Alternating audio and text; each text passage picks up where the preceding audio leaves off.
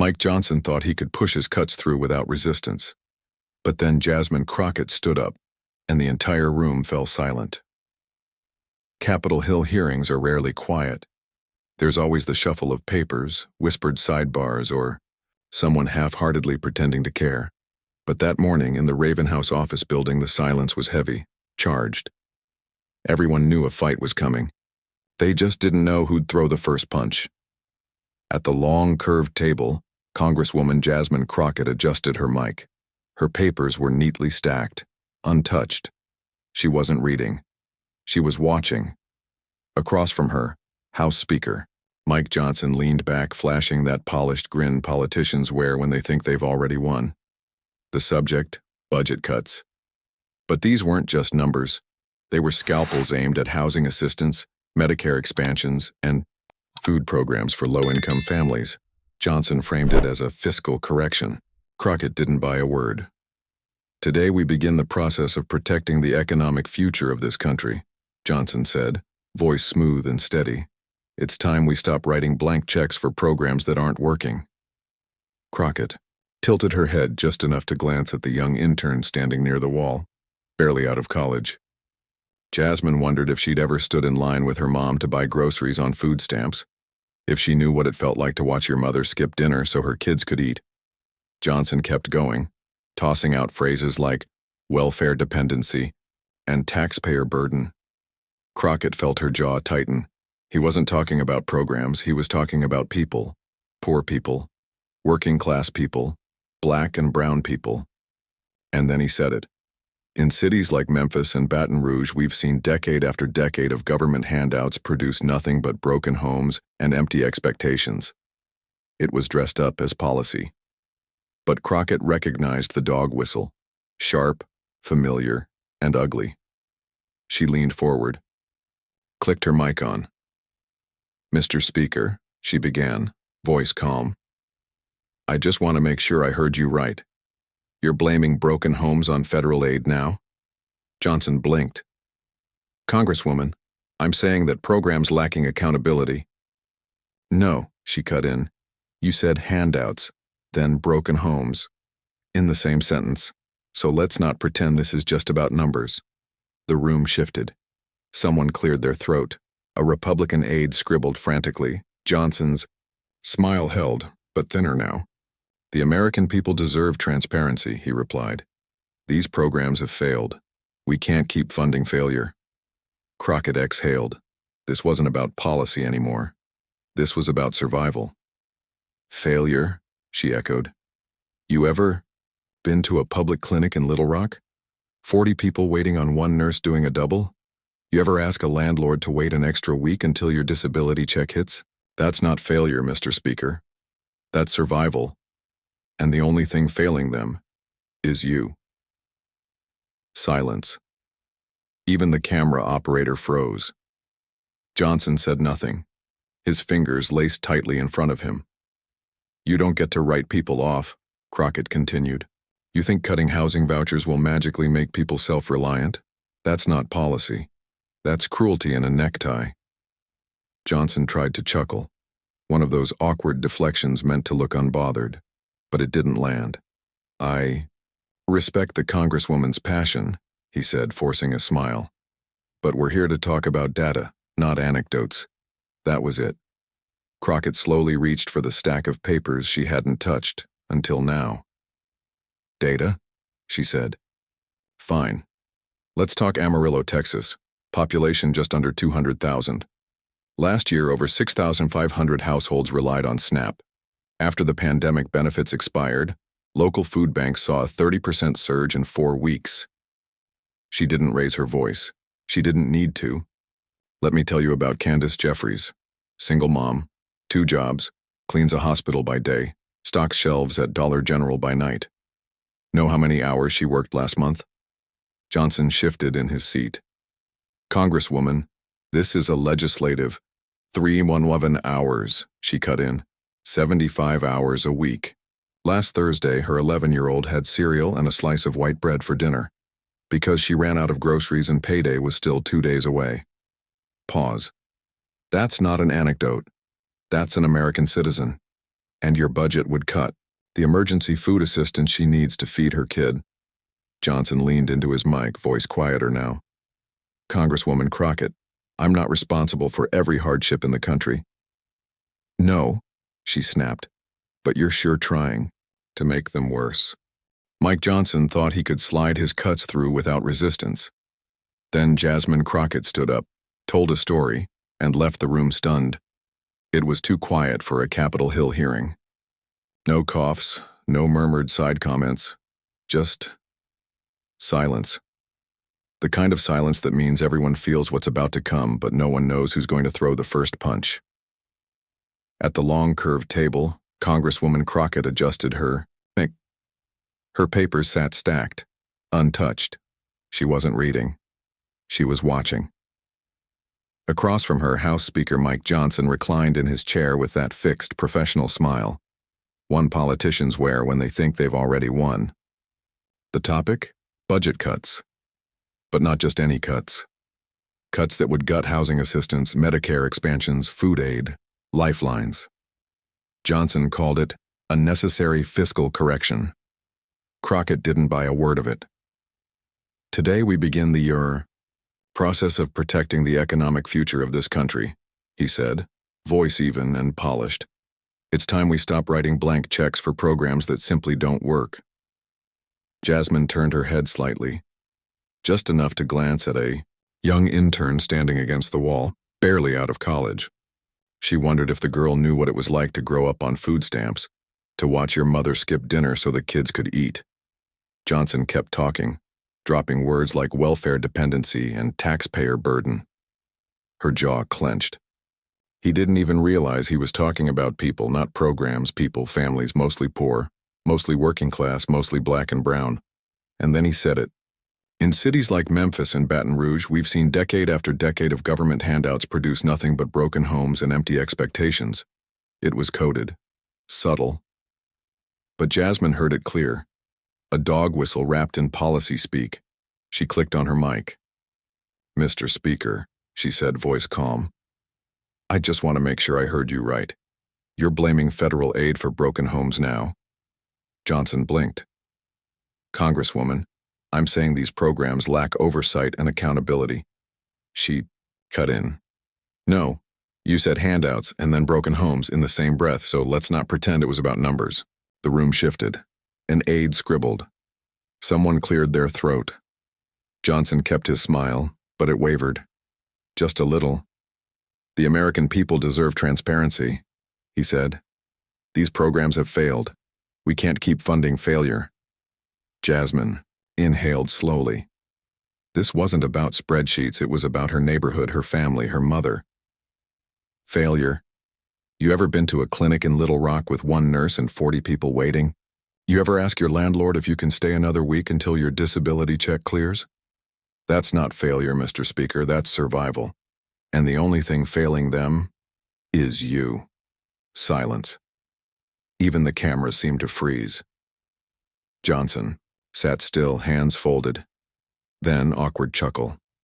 The kind politicians use when cornered but trying not to flinch. I respect the Congresswoman's passion, he said.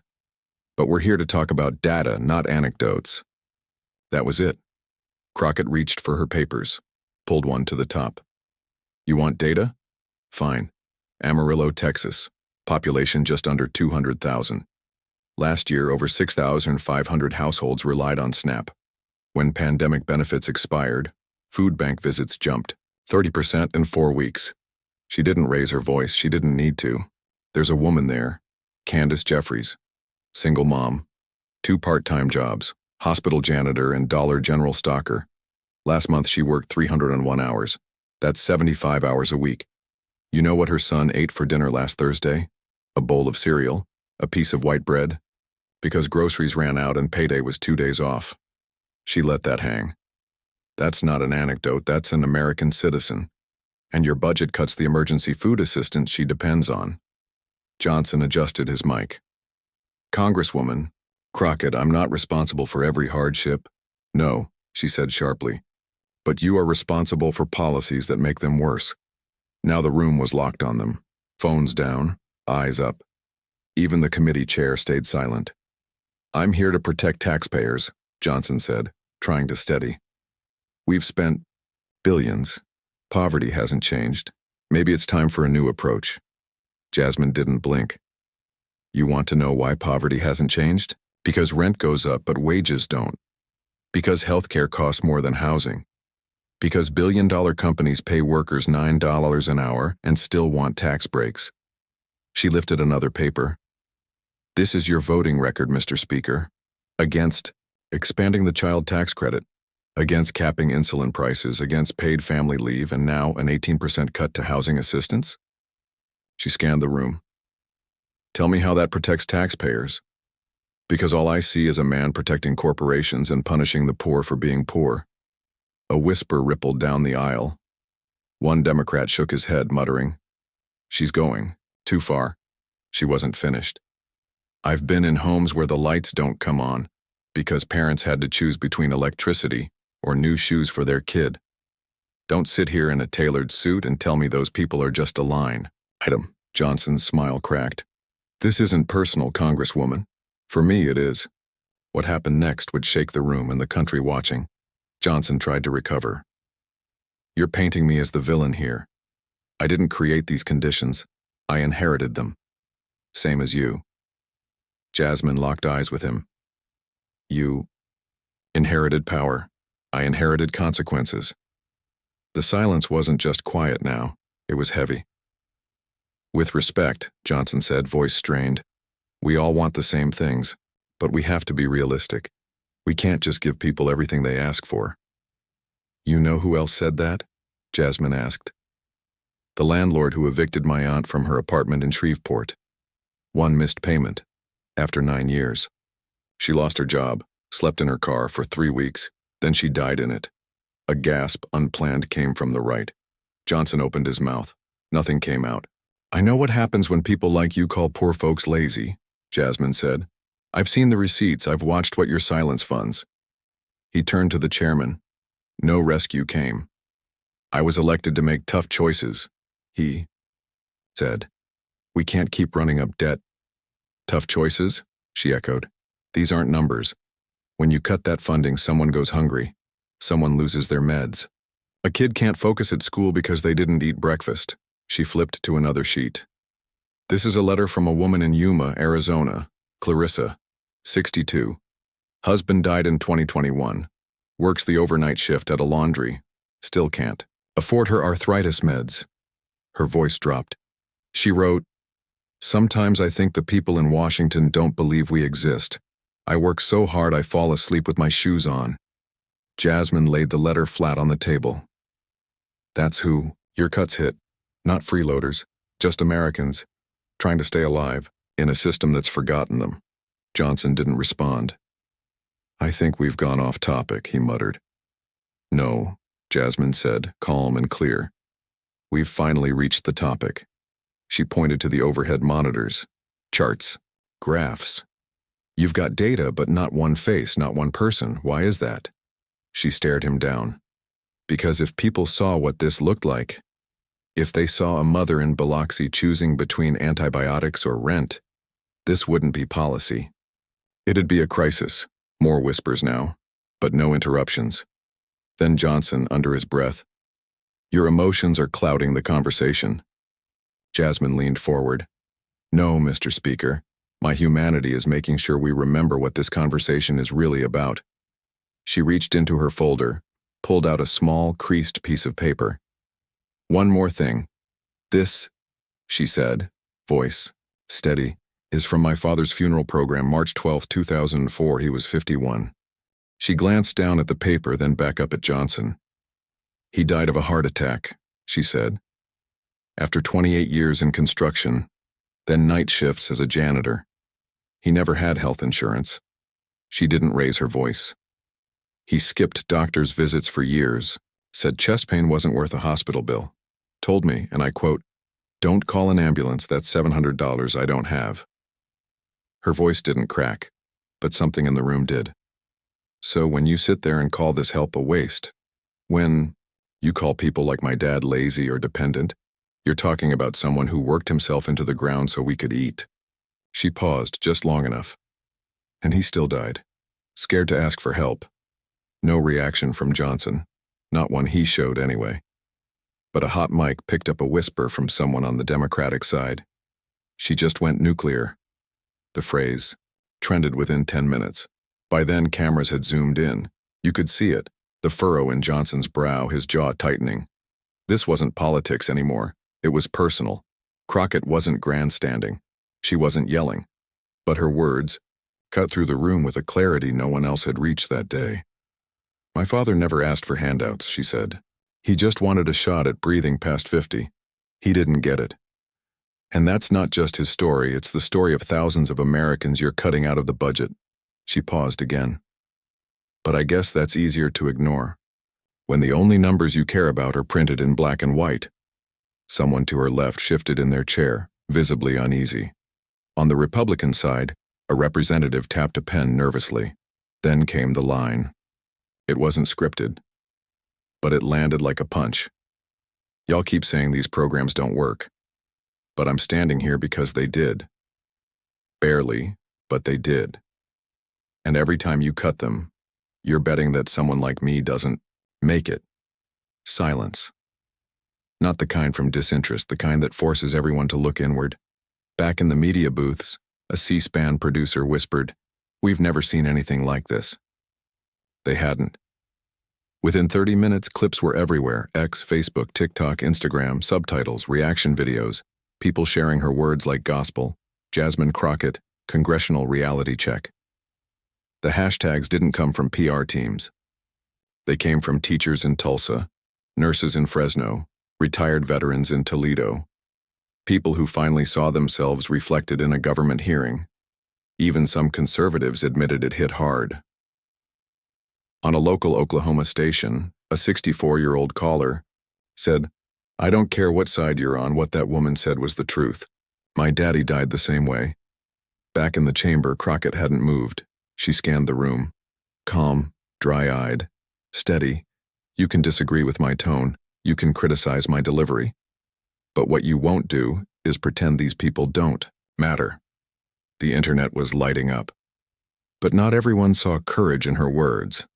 Some saw a threat, and that tension, it was about to crack wide open. For a long moment after she finished, no one moved. You could hear chairs creaking. Even the air seemed to hold its breath. Then Johnson spoke. His voice had lost its polish. "We all have personal stories, Congresswoman," he said. "But this is about government spending, structure, discipline." That word again, discipline. Jasmine blinked but said nothing. From the back, Reppers Linus. Derek leaned to a colleague and whispered, "She's hijacking the whole narrative." Another replied, barely audible, "She just said what we were all thinking." Even within her own party, there was confusion. Crockett hadn't come to echo talking points. She came with scars and laid them on the table. Johnson tried to reclaim the ground. "If we're going to move this country forward," he said, "we have to cut spending. Painful choices must be made." Jasmine finally responded slowly. "You keep calling it painful. But for who? You go back to warm offices, staffers, catered lunches, guaranteed paychecks, while someone in Birmingham is trying to stretch their insulin 2 more days." That line landed harder than she expected. One of Johnson's aides fumbled with his phone and dropped it. The clatter echoed. Crockett didn't even flinch. Reppers Avon Brooks, a senior Democrat, tried to shift the tone. "Perhaps we could focus on bipartisan proposals." "With respect, Congresswoman Brooks," Crockett cut. "And I'm not here to pretend this room is unified. Not while we're debating whether to let kids go hungry to balance a spreadsheet." Brooks leaned back, eyes cast down. Then, surprisingly, someone on the Republican side spoke. Marshall Clay from Indiana, known more for business deals than bold words. "You really believe this is personal?" he asked. Crockett turned. "If you'd ever watched your mother boil dish soap to stretch it into fake shampoo, maybe you'd understand how personal this is." The image stunned the room. A reporter in the gallery mouthed to his cameraman, "Lead with that line." Johnson looked cornered now, the mask of authority slipping. He snapped, This hearing has turned into a show. Emotional appeals don't fix national debt. Jasmine leaned in, her voice ice cold. You ever think maybe the debt you're worried about isn't just numbers? Maybe it's a moral debt. A debt we owe to the people we step over to get elected. Someone clapped. Just once. From the public gallery. A security guard quickly silenced it, but the sound was enough. A fracture in the window. Johnson stood towering over her. Order, Mr. Chairman, this hearing has gone off course, but Chairman Doyle Mathis didn't flinch. She still has the floor. Jasmine didn't rise. She didn't need to. Every time you use fiscal responsibility as a shield, she said, you're cutting into someone's life. She stared at the paper, then looked up at Johnson. He died of a heart attack, she said, her voice steady. After working 28 years straight in construction, then as a night janitor.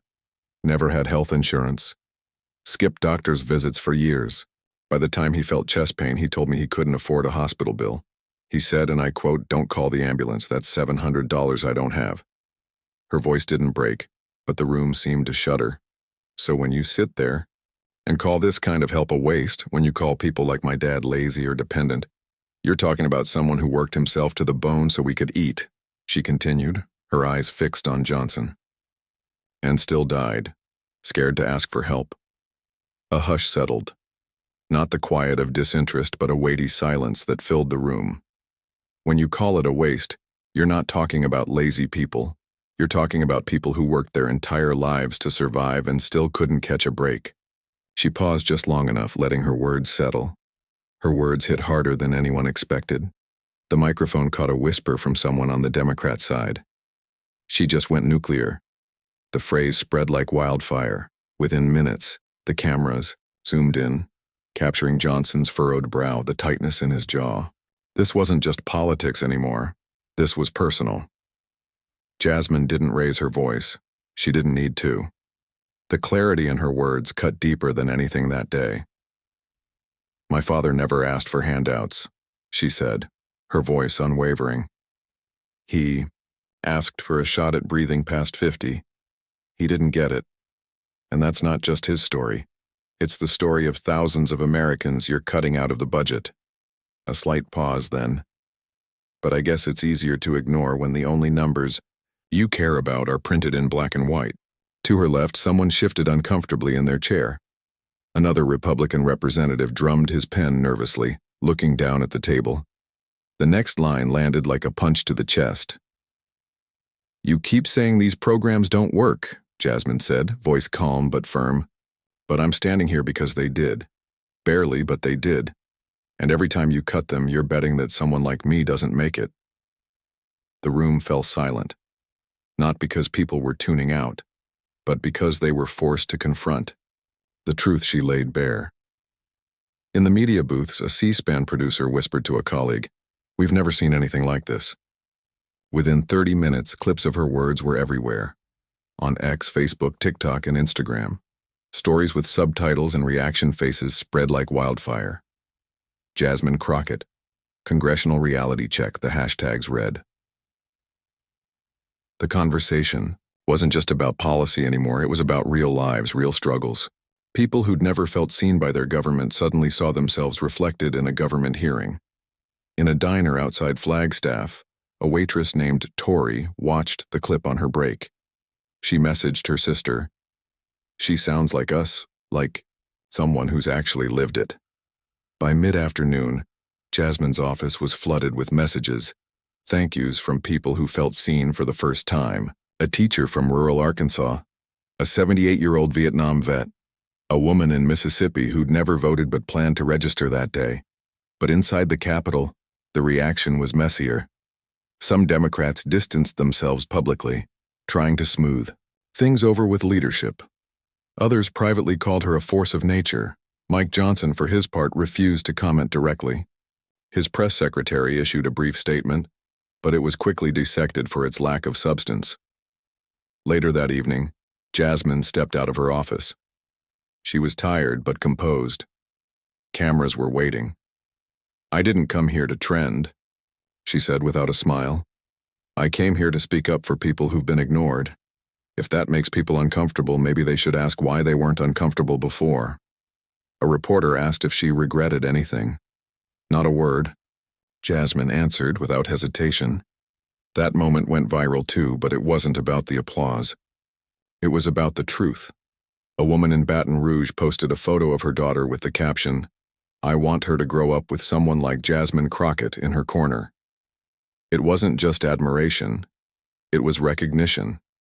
For once, someone in power had said the quiet part out loud. The next morning, Jasmine sat at her kitchen table scrolling through more messages.